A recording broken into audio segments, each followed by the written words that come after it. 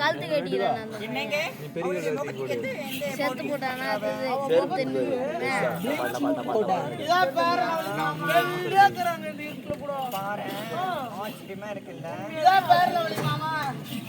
முன்னாடி பேரு மட்டி ஆயிட்டா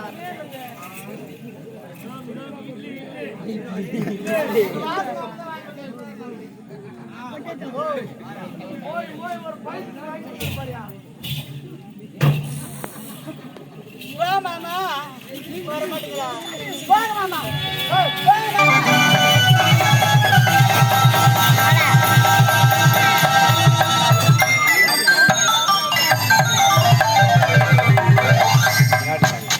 நான் எங்க இருக்கேன்? நான் யாரு?